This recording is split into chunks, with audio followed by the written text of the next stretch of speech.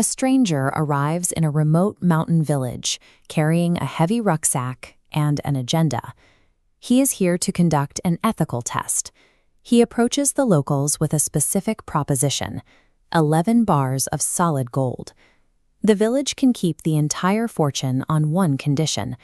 Within exactly 7 days, they must break the commandment, "Thou shalt not kill." If the week passes and no one in the village is murdered, the man will pack up his gold and leave with his fortune intact. This is a rigid philosophical experiment designed to find out if human nature defaults to goodness, or if a person's morals only hold up until they are offered the right price. The village of Viscos serves as the control group. It is an isolated community where the 281 inhabitants live predictable, orderly lives and pride themselves on their collective honesty. Yet their peaceful existence has a blind spot. Because they live so far removed from the rest of the world, their goodness has never been subjected to outside pressure. This scale shows the stranger's hypothesis. He expects the baseline status of good to shift completely to evil the moment a massive incentive, like a fortune in gold, is dropped onto the opposing side. To him, true morality is an illusion if it has only ever existed in the total absence of severe temptation.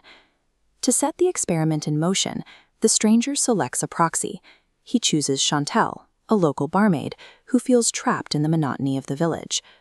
Before involving the whole town, he runs a private test.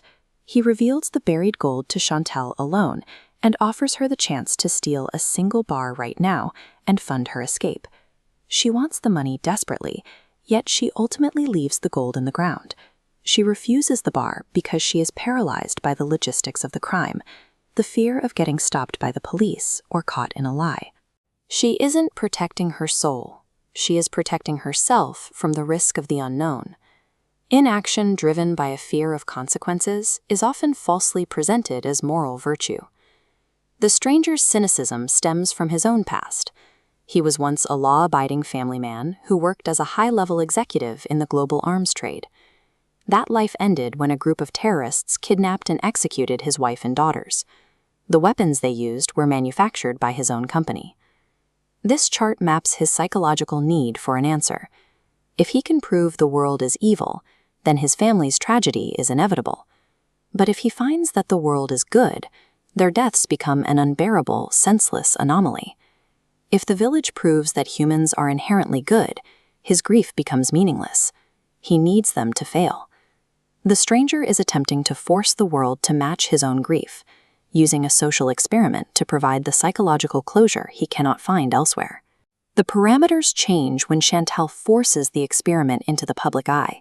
In the middle of a packed bar, she announces the stranger's gold and his demand for murder to the entire town. She reminds them of a local legend about Ahab's gallows. Centuries ago, a leader pacified the region by erecting a towering execution device. The gallows stood untouched for 10 years, yet crime vanished. The villagers obeyed the law out of a terror of punishment, rather than an inherent desire to be good. The offer of wealth and the promise of secrecy removes that gallows entirely, leaving the town to rely on a moral compass they have never actually had to use. The stranger shares a story about Leonardo da Vinci's The Last Supper. Da Vinci found a choir boy to model for Jesus, and years later, a criminal for Judas. Upon finishing, the criminal realized he was the exact same man who modeled for the Savior. Good and evil are not preordained identities. They are identical, dormant forces that live within every person, waiting to be activated by circumstance. The bar falls completely silent. The villagers are left to ask themselves whether their own goodness is genuine, or if they are simply waiting for a stranger